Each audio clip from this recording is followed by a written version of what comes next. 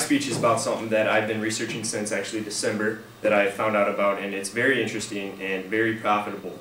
And it's, anybody ever heard of investing in gold and silver? No, has anybody ever heard that? Okay, well I got a little information about it, and the research I did, I found now's the time to do this. Before I get into that, I'm going to talk about a little history of money and where and how the U.S. currency came about. And the first year was 1862, and it was during the Civil War. And they created this U.S. currency because of the shortage of coins to finance the Civil War. And people started, because of the uncertainty of the war, they started hoarding all their gold and silver. And that's really what the value of money is. It's gold and silver. That's what everything comes from. And because of that system, it was created called the fiat money system, is what it's called. It's F-I-A-T, money system.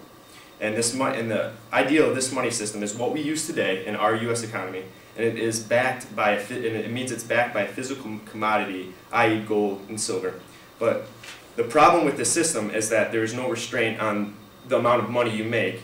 So, like, if you have one brick that's only worth $5 or one coin that's only worth $5, they'll keep making bills, but the rest of the bills that are made are just paper. It's not worth anything because nothing's backing that.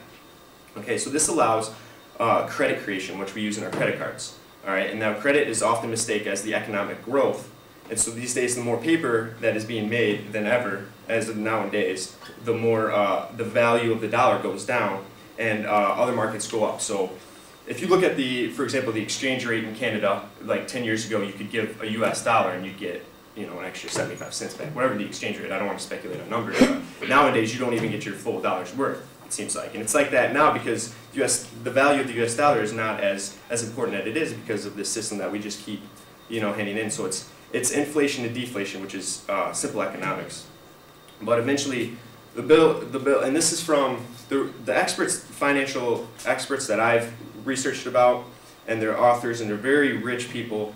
And they've done this stuff, but they've said that soon, by as early as 2012, that eventually the currency of the bill will be at its original worth, which is zero, and the market will crash because in most cases, the fiat monetary system comes into existence as a result of excessive debt by a government that's unable to pay in gold and silver. So the temptation to remove the backing rather than to default becomes irresistible. So like if you look at the U.S. debt today, which is, I don't want to speculate on those numbers either, but I know it's just plummeting as years go by. Now this last happened, this is interesting because this last happened in '71 when Nixon was in office. And this stat is kind of mind-blowing, but when he removed the last link between the dollar and the gold, and in the system that we believe that the only thing that gives money value is that the relative scarcity and the faith that we place in it and by the people who use it. So we believe that the single dollar bill is what really money is and what it's worth something, but really it doesn't back anything anymore now these days because we don't have any. But if that makes sense, I hope. But so the opportunity is what I'm trying to get at, is that experts suggest that silver is the biggest opportunity ever seen, more than